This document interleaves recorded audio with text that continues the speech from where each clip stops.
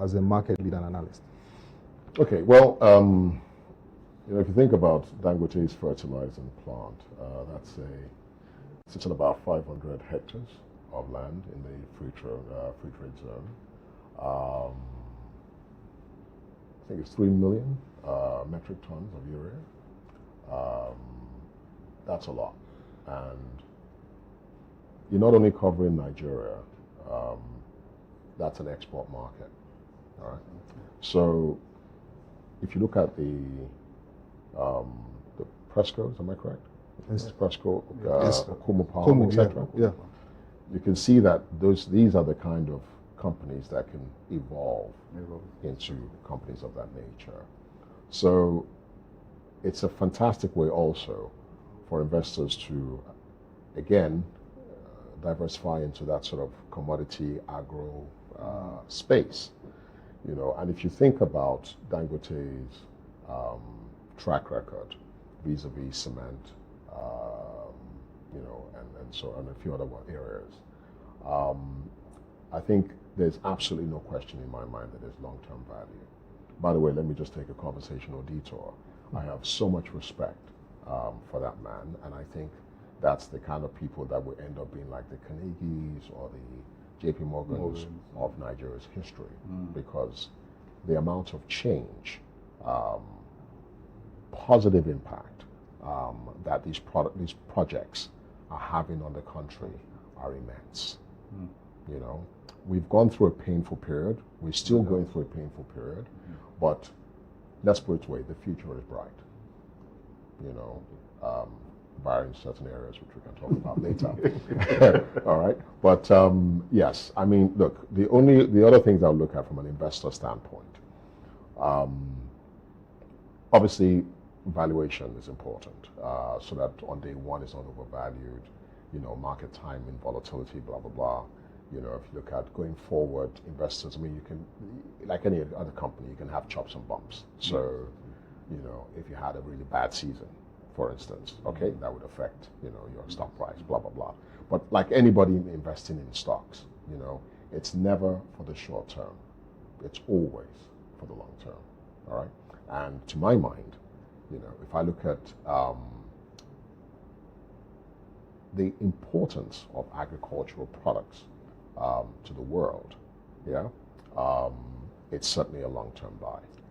So certainly, yes, I would put my hat in the ring and say, investors, do go for it.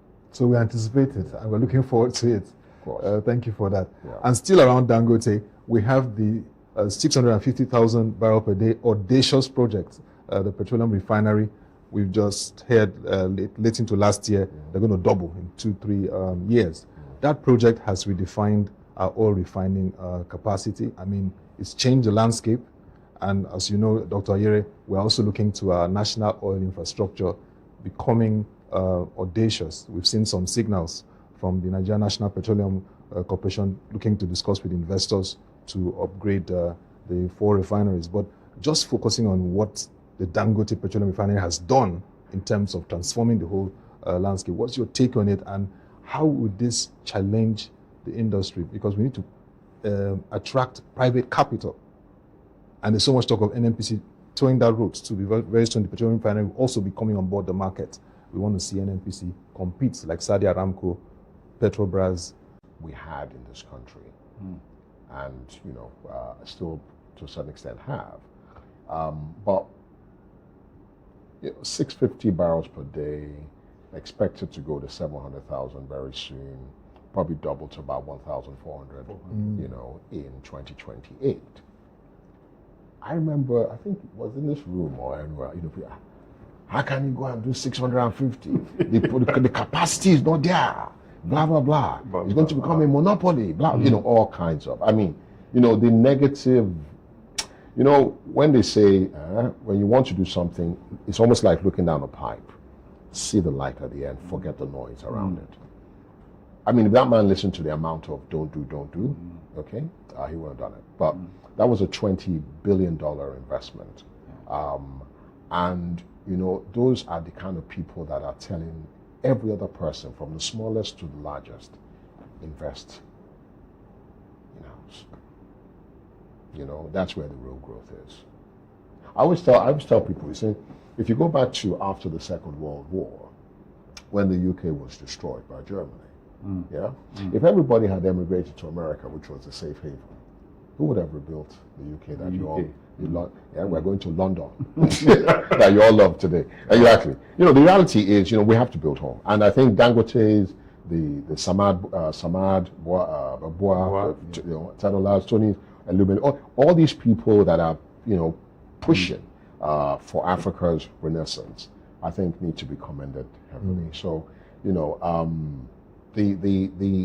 what Dangote has done is actually open the floodgate, for lack of a better word, to major investments in that sector. See my dear brother, Tony Ayere, for instance, fantastic move with the 20.07% stake in Seplat. You're going to see more of that. Look at Aradel. You know, so there is going to be a lot more. It's almost like saying, you know, like everything in life. They say success has 1,000 fathers, failure is an orphan. You know, so everybody waits for you first. You know, everybody is going to fail. That project will fail. You remember in the beginning? But once people start seeing that, we're not even talking 650. We're not talking 700. In fact, 1.4. What's going on? Everybody's thinking about, I need to be looking exactly. So we expect that this will definitely begin to attract, major private capital into the energy sector. I'm going to take another conversational detour. You know, we keep talking about oil. Nigeria is not an oil economy. It's more of a gas economy. Do you know what the value of Nigeria's proven gas reserves is? Do you have an idea? Just asking. Anybody got an idea? No? $803 trillion US. You know what the GDP of US is?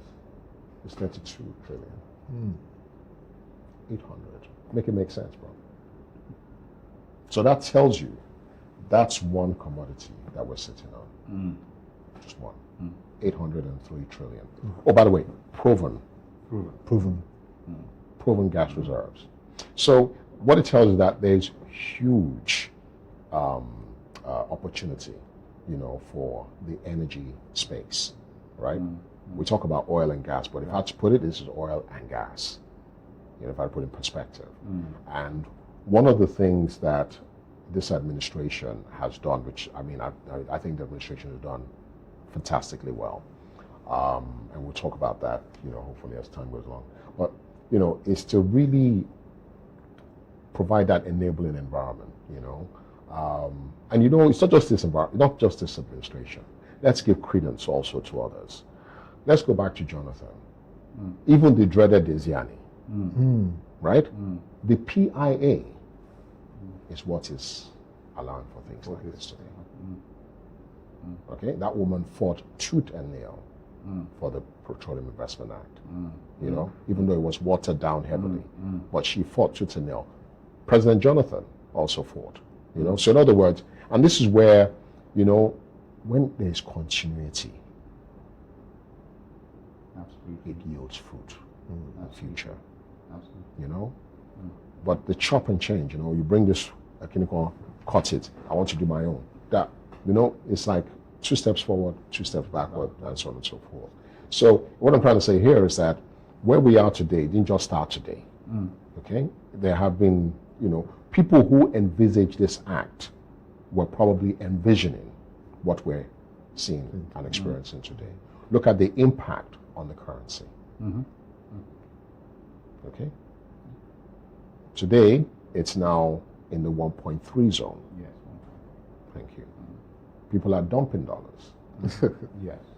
All right, that was completely unimaginable 2 years ago.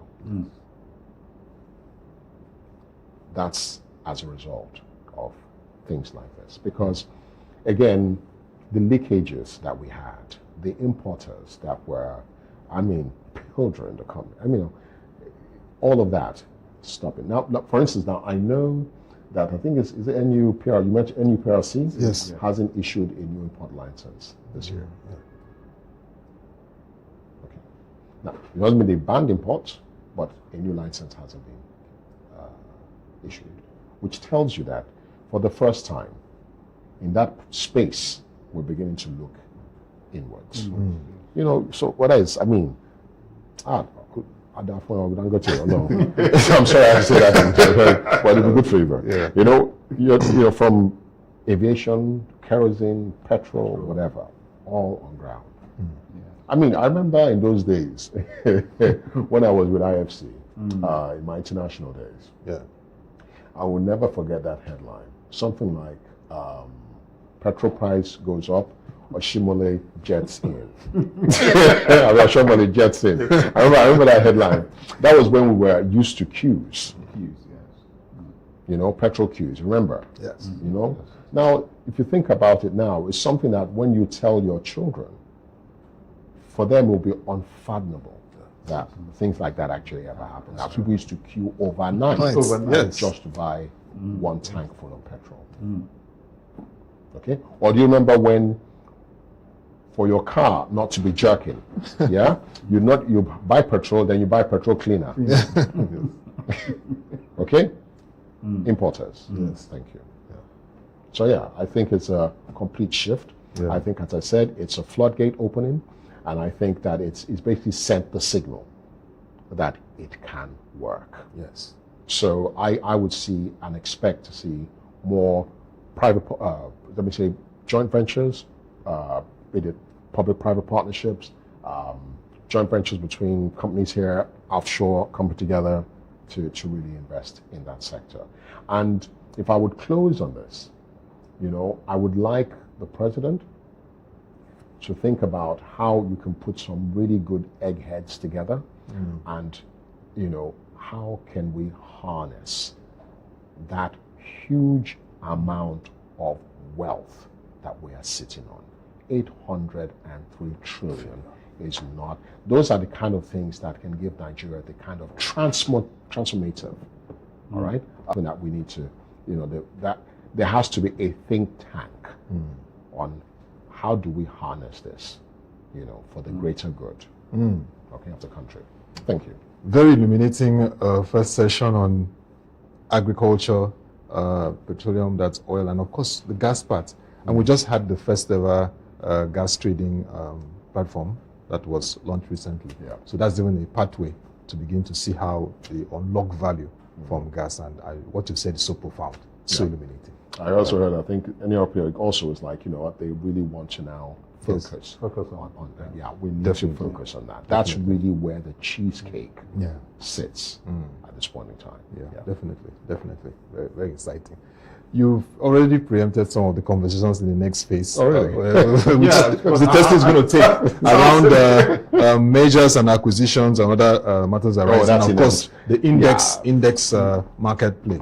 So I'll allow Mr. Teslim to engage you on that. You segued into some of the things I wanted to ask. But it's brilliant and quite informative, your perspective on it. But like he said, is this the new age of mergers and acquisitions? We've looked at companies, we've seen what Tony Elumelu has recently done with Seplat. So you take into cognizance capital, intervening in different aspects of the economy, including agriculture, and consolidating those investments. What's your take on it? How do you see it play out? Currently, we've seen a Tony who's also in the energy sector. Yeah. Has energy, Yeah, he's in energy, and he's suddenly going into Seplat, and you're wondering what's happening here. What's the end game? Look, from whose perspective? From the perspective of an outsider looking in. Okay. Look, if I was a Tony or an advisor to Tony, I would say fantastic move. In fact, the day I read about it, I sent him a message immediately and said, you know what, I can't remember what I said, but it was something like, you know what, fantastic, great move. The reality is, if you move, let's look at the key sectors in Nigeria, all right? You have obviously finance, tech, energy, agro spurting, but very, very big if we can harness it. Okay. All right. And then obviously, I think those are, to my mind, if I remove the normal social areas, okay, and of course, general infrastructure. If you're a player, you would probably want to be in those key areas. Okay. All right. So if someone like a Tony would somebody want finance, energy, you know what I mean, infrastructure, blah blah blah. All right, because these are the pillars. These are the growth. So we call it the engines of growth. Right. So in terms of M&A, I admire Femi Otedola a lot. He's, can't use the word, but he's got it, if you know what I mean. Because Nigerians generally are very individualistic. Even when I was speaking to my colleagues in just again SEC area, talk about the whole idea is to merge. Merge. Right? So it tells you the kind of way we think, right? But I see more of acquisitions than mergers. Okay. What I mean by that is people or investors. When I say investors, I'm not talking about general investors, but let me call them high net worth or ultra wealthy or companies. Looking to acquire stakes.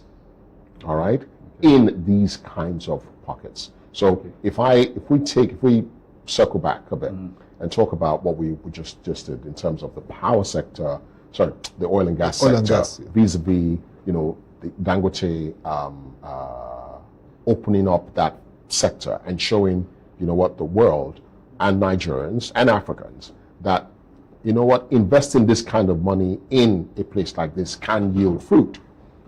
It's going to basically catalyze a lot of other big potential investors, to start looking at this.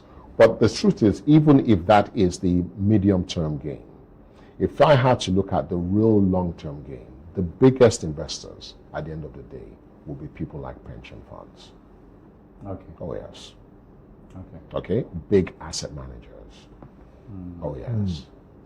It's inevitable. People who pool money together. Do you get my point? Okay, will end up being the big investors, which is not bad. Why? Because it means that the general economy, all right, or let me use the word, the general populace are actually the owners. Okay. Yeah. Okay, so, why do I say that? Where do asset managers get money from? Retail, institutional. Thank you. So if I'm holding shares in that company, this company, that company, whatever, right? I'm holding on behalf of my contributors. So when people talk about BlackRock or Vanguard, for instance, owning everything in the world, all right? Okay, which is, you hear that a lot. All right? The thing is, they're holding it on behalf of. Thank you. Absolutely. So you could sort of see yourself 10 years, 15, 20 years down the line, and seeing, say, for instance, bigger asset managers. So again, let me even take a conversational detour here. Yesterday I was in a meeting where one of the founding partners of NGR Enterprise, right, which is an advocacy group chaired by my dear brother, again, and friend, Iboje Emagwede. And, yesterday he was talking about, the focus area that we want to look at, which is basically first insurance and then asset management, okay? And talking about, I think with like first Abu Dhabi Bank coming in, they were like, open up a small shop here, but he talked about where they were in 2004 and where they are now. It's chalk and cheese, okay, in terms of size of assets. So the reality is there is no way, that area of asset management is going to grow, okay, and they will inevitably end up being the holders, across different sectors, right? Because that's really where it's like looking at the buy side, all right, which is your asset management, pension funds, et cetera, family offices, blah blah blah, And then looking at them really having stakes across industries and really putting long-term patient capital, all right, into these industries as they all begin to evolve. So kudos again to Dangote for saying, guys, this thing can work. When they did Obajana, it was almost like, you know, I was at IFC when that deal was done because IFC was part of, in fact, IFC did debt out of fear and regretted because they were like, we should have done equity. Thank you. So he's done his cement, shown that it works. Now he's doing the refinery, showing that it works. Fertilizer, okay, about to do an IPO, showing again that it works. Bruh, do we need more? You just said something. I want to pick you up from there. You talked about enterprise NGR. Yeah. I think that's the last event we met each other. So, okay. Yes. And you talked about this question of insurance. Yes. And asset management. Asset management. Yeah. Insurance companies have also been told to recapitalize. Oh yeah. Talk about that. And if you take you take Warren Buffett. Yeah. You see that he's very gung ho on insurance companies. And correct. How come Nigerian insurance companies don't seem to have risen along that curve? I want to ask you a question. Come and buy funeral insurance. You want? Are you praying for my death? Thank you. So Nigerians, for some reason, you know, it's almost like we're. I'm sorry, guys, but it's true. We're a non-compliant society. I mean, just looking at the way we drive, sometimes I just have to laugh. You know, so think about it. Insurance is insuring against, you know, the probability of loss. Okay? Nigerians don't believe anything. We all know we're going to, we all know there's two certain things in life, death and taxes.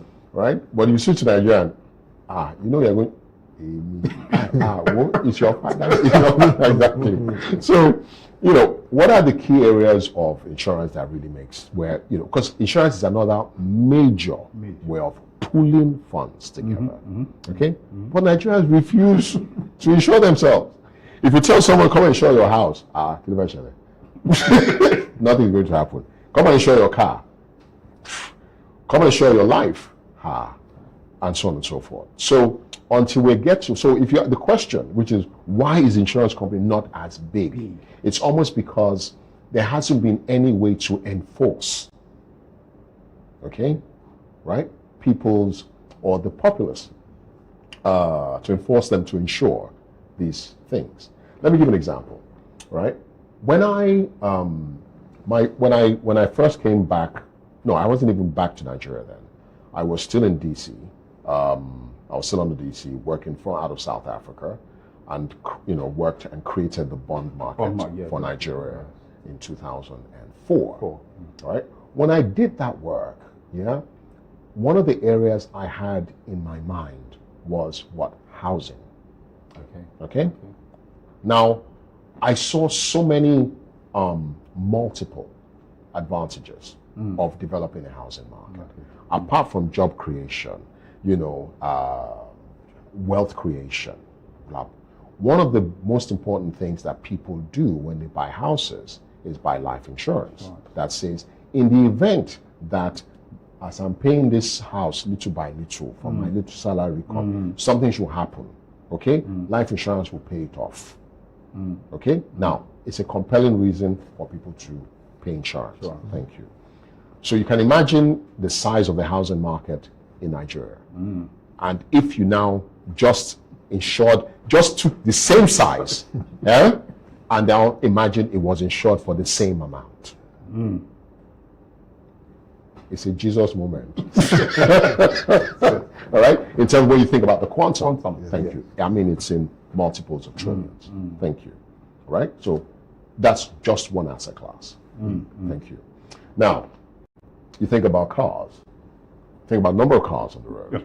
Thank you. All right? People generally insure third party. Thank you. Right? Because, How can I be? And again, insurance companies, I mean, not that I have people like Oye, Udukale, and stuff, are friends, but again, they also need to give people confidence that, look, if you have an accident, all right, I will pay. But again, you can't blame them. We are tough. There are all kinds of stories, you know what I mean? So it's a bit of a balance. But the thing is, insurance certainly can grow, but it will need some level of government intervention with respect to enforcement. Okay? Now, and that comes to things like infrastructure. Okay? Now, let me give an example. If cameras were everywhere, like the way you have them in China, all right, and there was a link between your number plate, okay, that tells me whether you paid your insurance or without blah, blah, blah, blah, attitudes will change. I always say if there were cameras around, okay, I mean, there's so much, actually, government has so much money to make. Look, even if you're just driving across red lights, alone, yeah, if they had, look, the amount of money they'll make. so it's that area of insurance is really down to enforcement.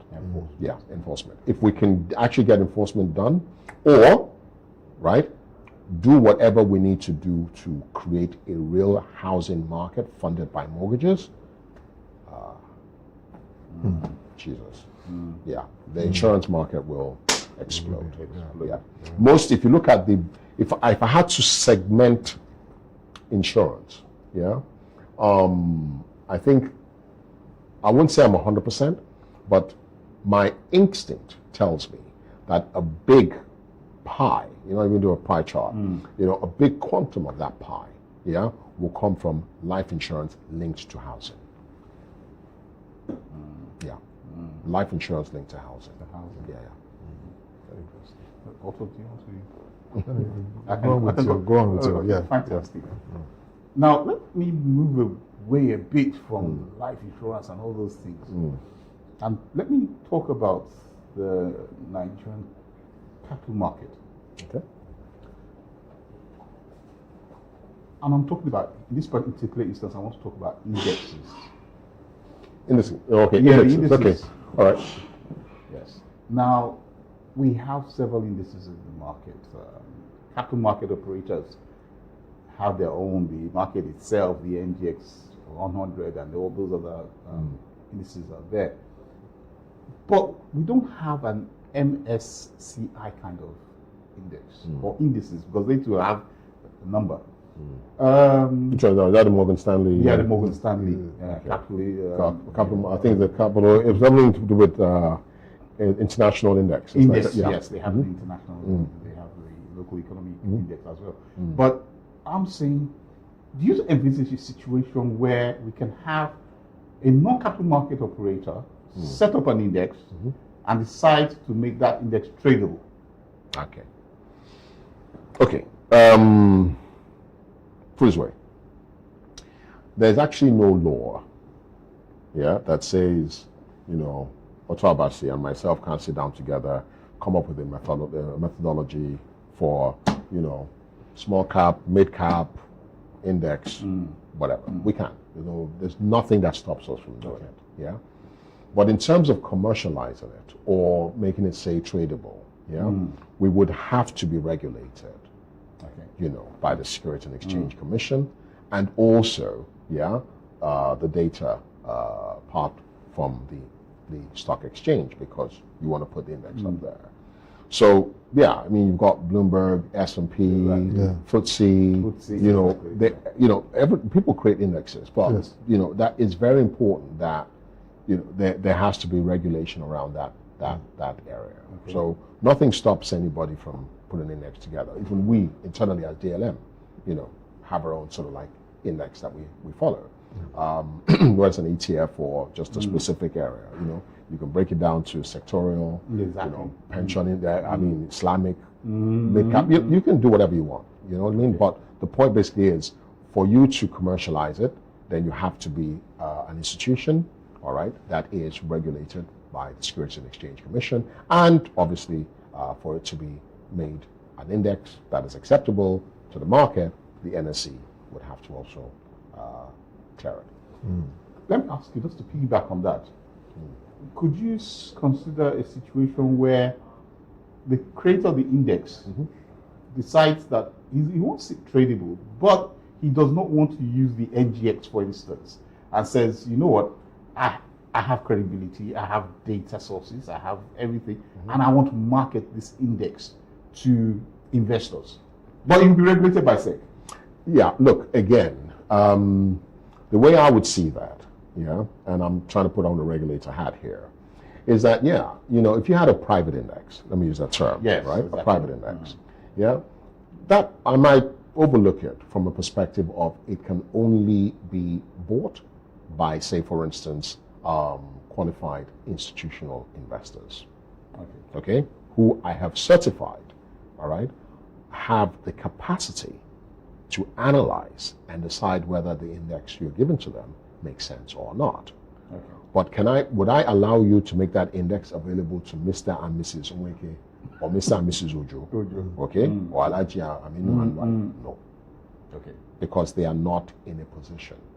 They are retail investors, right? Somebody has to be that intermediary to provide the advice and guidance. Okay. Do you get my point? So that's the way I would look at private. It's just like when we look at private funds or private whatever, where you can say, yeah, if it's private, no problem, but I would restrict you, you know, to qualified institutional investors. Same thing, like you look at the States and whatever, you have things like, you know, Rule 144A, Rule 4, Reg S, and so on and so forth. Certain things are basically for institutional investors alone. But if you want to have it open to the market in general, then you're going to have to go through those two clearance to make sure that, yes, this can be acceptable.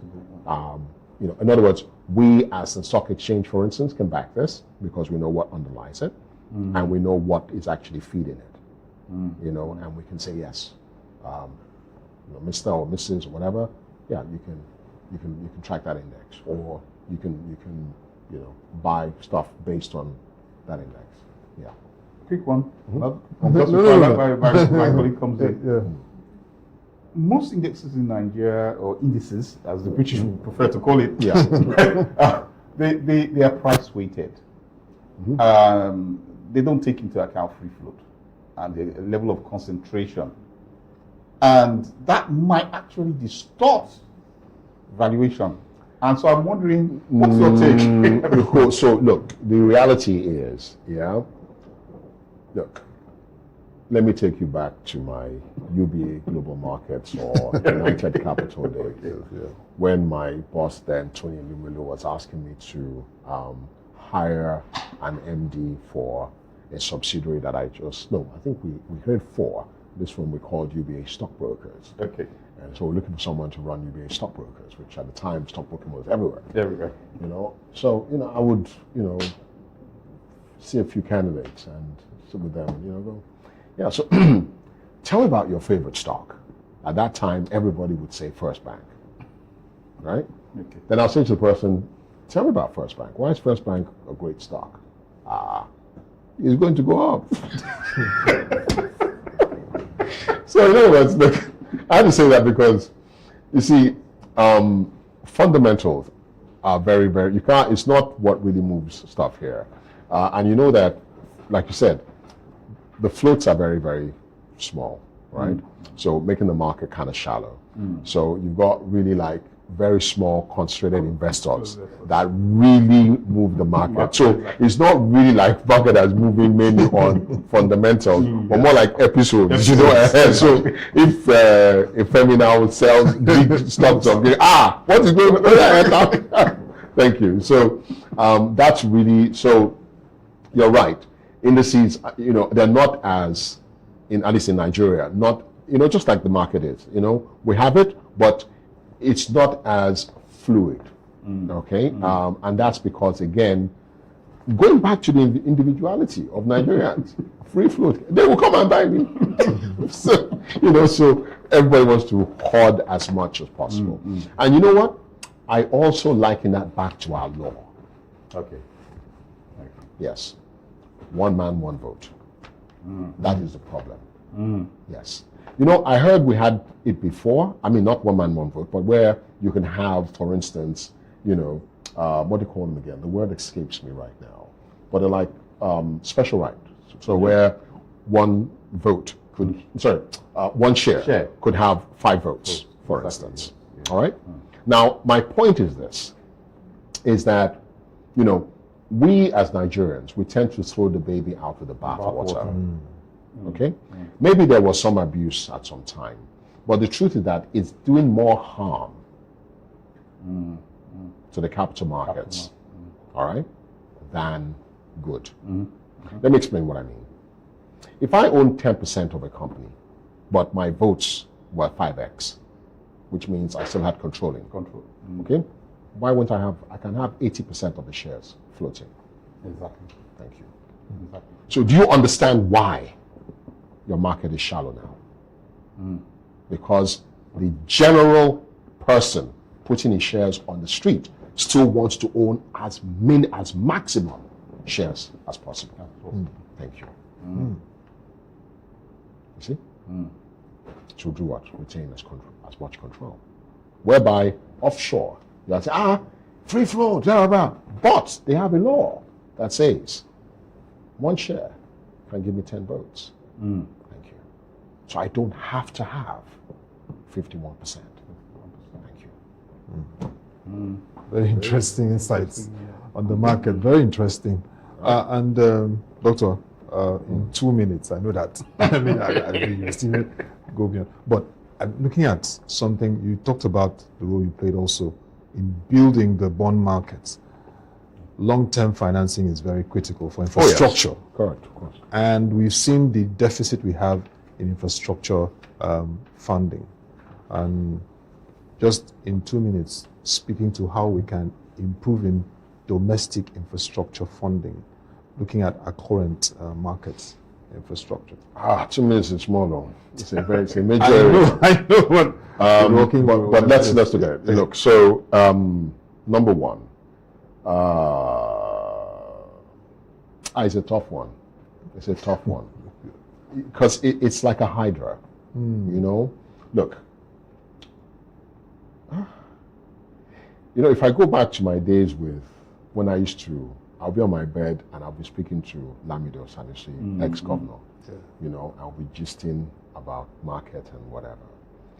And I remember, because I was instrumental in developing the bond market, it was like my baby, So I remember when the market had just crashed, that 2007-8 time, right?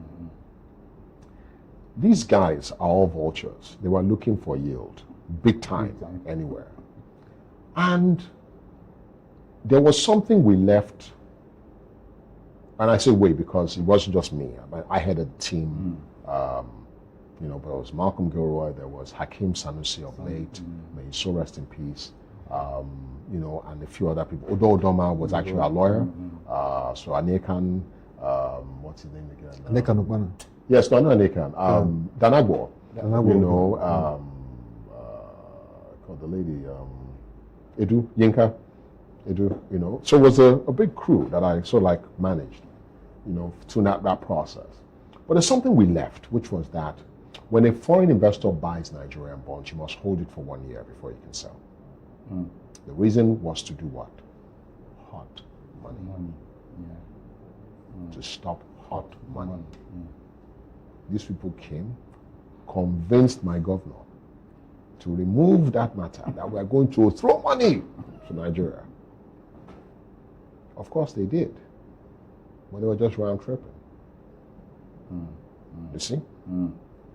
So a lot of money came in, it helped to give this illusion of whatever, and then when it went out, boom. Now, why did I take this conversational approach? Because one of the areas hampering investment infrastructure, are yields. So when I can get 20% or 30% on OMO, or 20% or whatever on FGN, it is very difficult to convince me to come and buy anything otherwise. You see what I'm saying? So when you talk about domestic investment, yes, right? You have that major crowding out effect of government borrowing vis-a-vis whatever. Now, one of the things I would love to say to government is that, when these people come with their big monies, to invest, you look at their, so when the government offers, $10, I like to speak in small money, $10, right? Okay? And, subscription is 100. Why do we allow that 90 to go back? Yeah? You know what? We will guarantee those things, and use the other 90 to put it to infrastructure.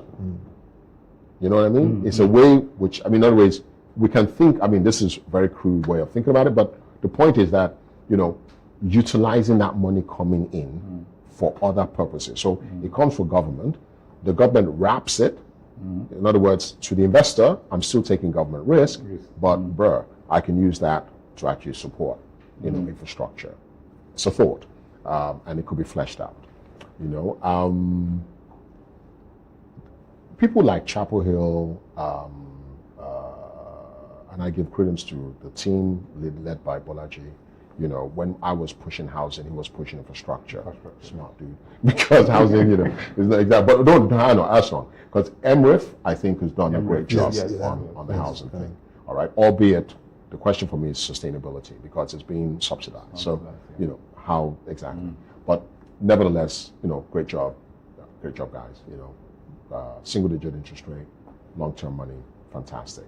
Needs to really hit home with Nigerians so that people can begin to really do this. And then try not to put a cap on it. Allow the mortgage, let it be a free, want to buy a structure is a fantastic, especially now that tax has now become more important, all right, within the Nigerian economy, all right? Because part of the problems we have is, if you look at it, Nigeria's, I think the cumulative number, if memory serves me right, is somewhere about 2.3 trillion, right? Dollars that needs to be spent to get us to where we need to be, right? So we have a huge infrastructural deficit, no question about it, right? Look, take Lagos, right? I remember when Fashola was governor, and I worked with him on Lagos homes and some other things. And one of the things I always wanted to ask him was, when would we look at putting a comprehensive underground drainage system for Lagos State? How can we in the 21st century, we have gutter? I like that word, gutter. It's, look, I'll be 60 this year.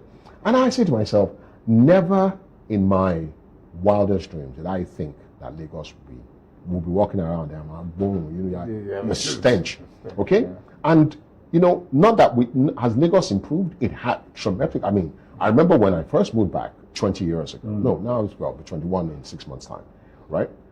We were in darkness. Okay, complete dark. Street light. We used to blind ourselves with full light. You remember, and then Fashola came along. Street lights. Named the roads and whatever. Ambode came with I think Operation Light Up Lagos. And I remember going to the airport. And I'm like, wow.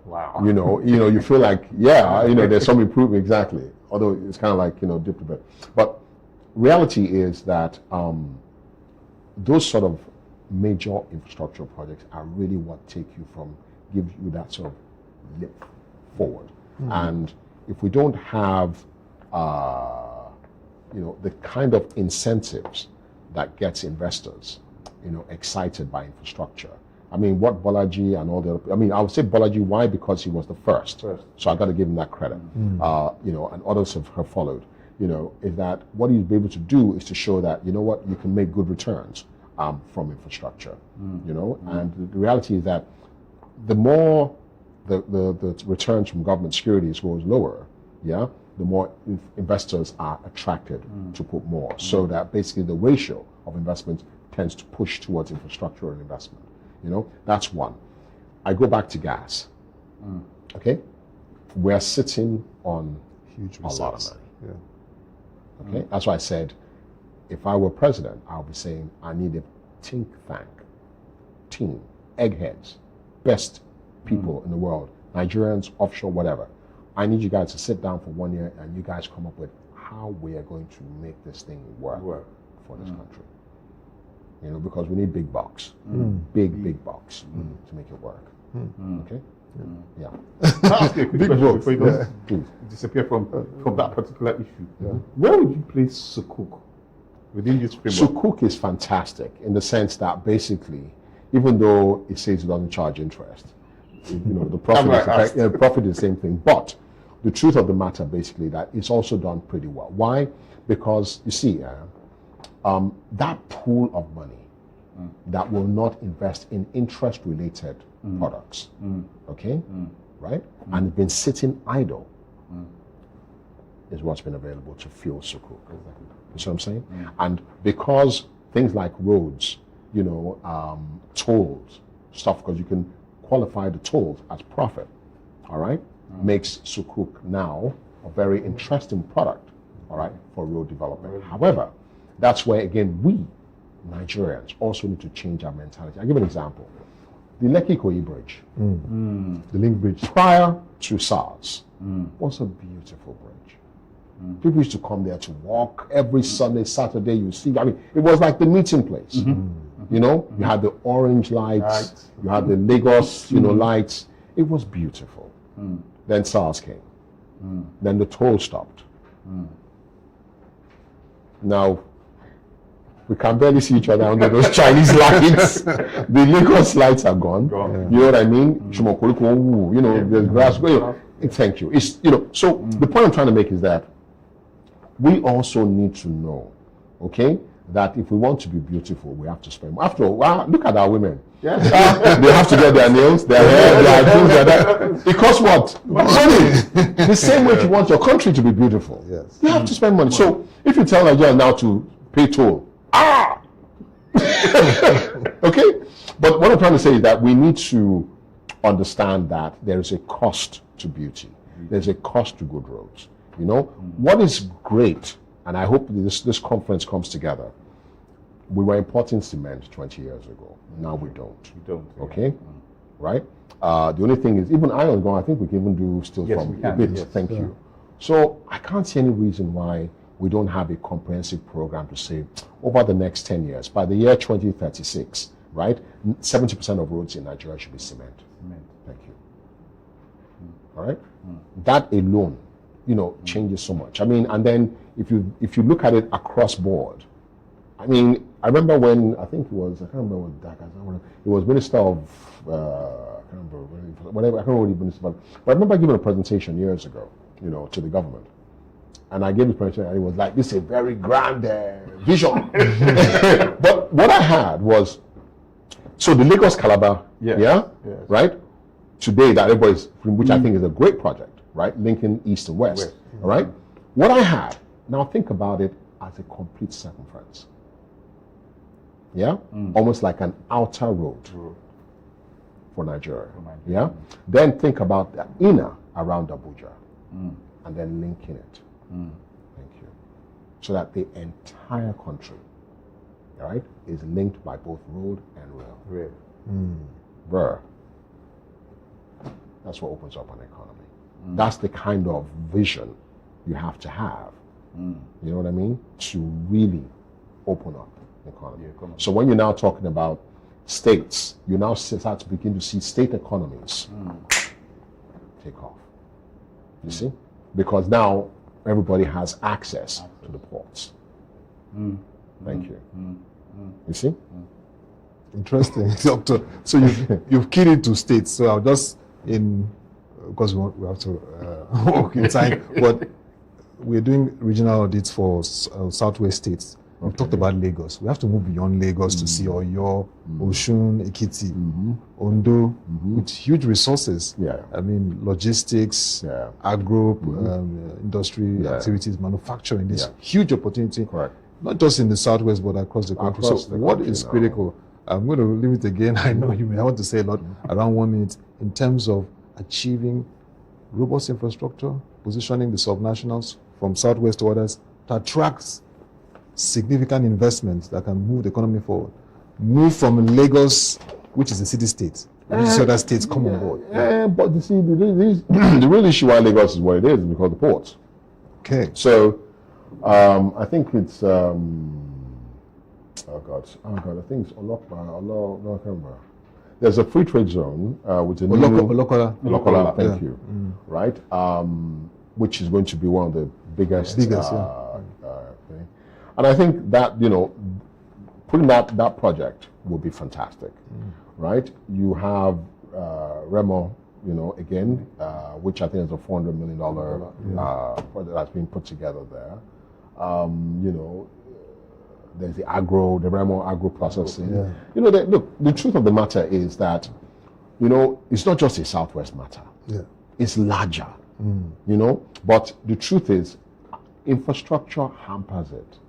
Look, give an example. And let me mix infrastructure and agro for a second. Okay? Half the produce done or harvested is thrown away. Yes, wasted. Yes.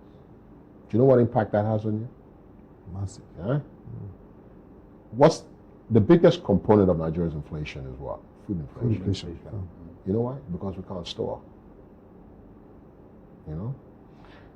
I would even look at the possibility. Look at all that money that was spent during the Mayfield's time on what it was spent. Yeah. Now imagine that money was spent on just creating a solar city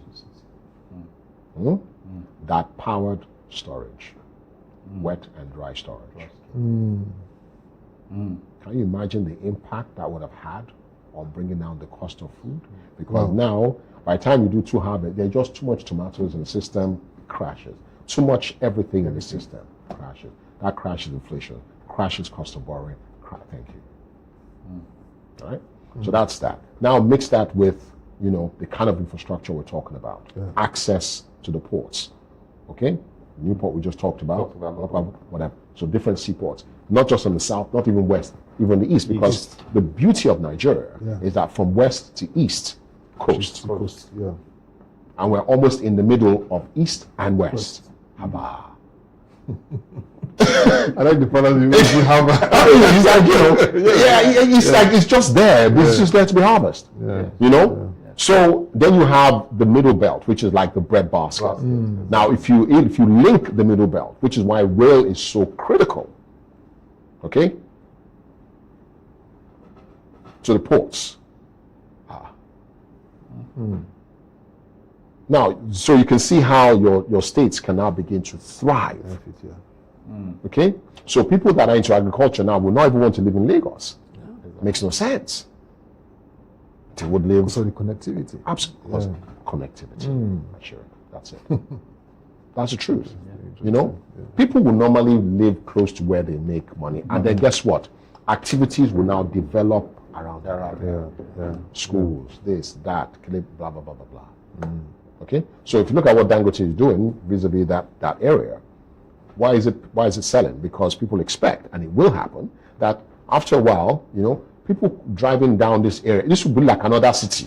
Yes. Because it's like I don't need to come to this area anymore because everything I need is there. Yeah, it's there. You see, so that's how state economies evolve. You've got to open them up. You've got to, and then of course. The other thing is, critical, which I know Tony always talks about. A lot of people talk about power. Yeah. Look at the amount of gas we're sitting now. So much. So, we need to. So power is critical. Yeah. If you have that, then it's easy to live in all these places. And also not just live, but grow those economies significantly. If you look at the US is like, 50, I don't know, is it 52 or 53? How many countries they have? 50 something, right? States. Okay, but they're like different countries, and all having their own strengths and weaknesses. Exactly. It's the same way you want to look at it in Nigeria, even though, to be honest with you, the way I think of more Nigeria like a state, because I'm more of a Pan-Africanist. I think, that really is the way to go. So you came to the Afro-capitalism? Pan-African? No, I'm a Pan-Africanist because the truth of the matter is the continent can only be stronger when we're together. Let me give an example. One of the things that I've found very attractive is the Pan-African payment settlement system, PAPS, right? it's unfortunate because when the last time I met with Mike Ogbalu, the third, was telling me that African central banks still wanted it settled in dollars. Yeah, But I want you to imagine if we can get around that. Yeah. I could issue a bond in Nigeria and have it bought by investors all around Africa. You know what I've done? I have already 10x'd, okay, the amount of money that can come in. And I'm paying Naira today, and this one is receiving Zambian Kwacha, whatever their currencies are, based on a cross-rate basis. You see. So, like I said, it's a hydra. The problems are like that, but can they be solved? Absolutely yes. But it takes political will.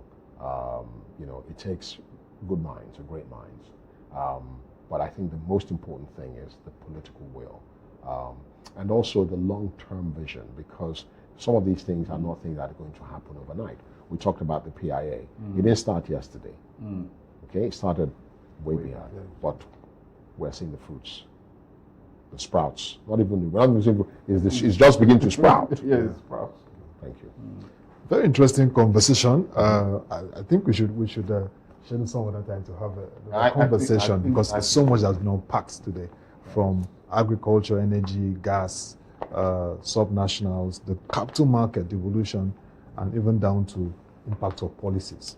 But there's been a very interesting conversation with you, Dr. Sonnie Ayere, with over 3 decades, if I'm right, in the financial market, Group Chief Executive Officer of DLM Capital Group Limited, looking at reconfiguring the capital markets, Nigeria's policy-driven market transformation in 2026. We have now seen those areas that will really unlock and lead the market. Yes. We're seeing those areas. We definitely need capital. No question about it. We need capital. Definitely. We need to grow. Yeah, definitely. We need to grow. And I think the issue is just, like I said, from that area, I think from our regulator, there needs to be a quid pro quo, More capital, allow them to be able to get a return on their capital. Yes.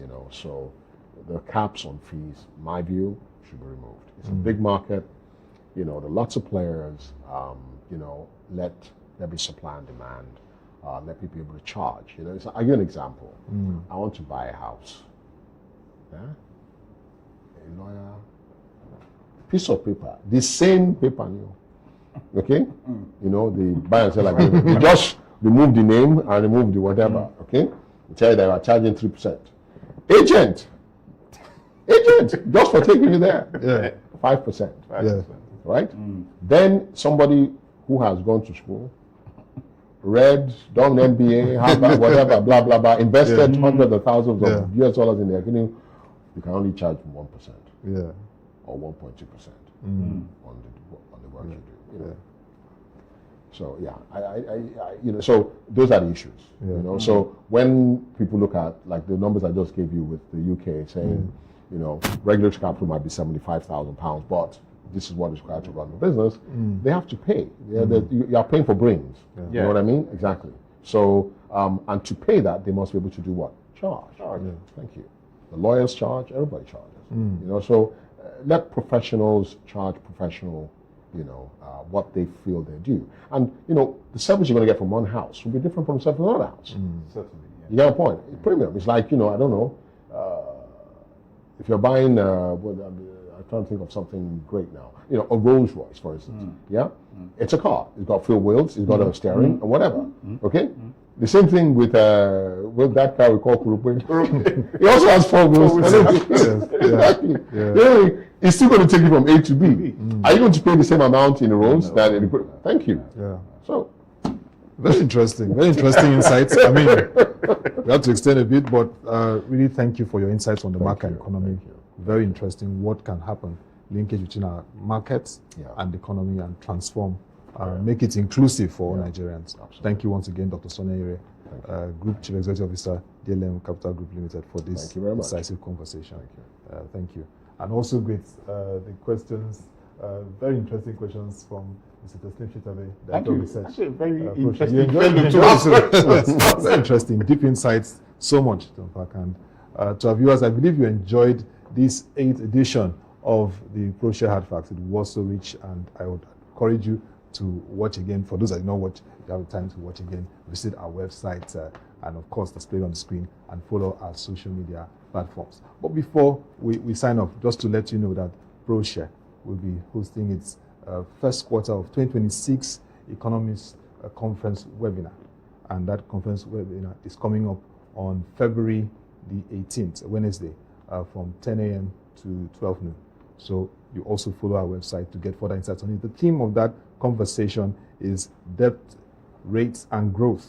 Can Nigeria fund itself without killing the private sector? Of course, this conversation today is a prelude to what we would expect to have insights. At least Dr. Sonnie has really given some perspective for what to expect on that. So thank you once again for the time, and I'm Otoba Sebasekong, and till we come your way again, bye for now.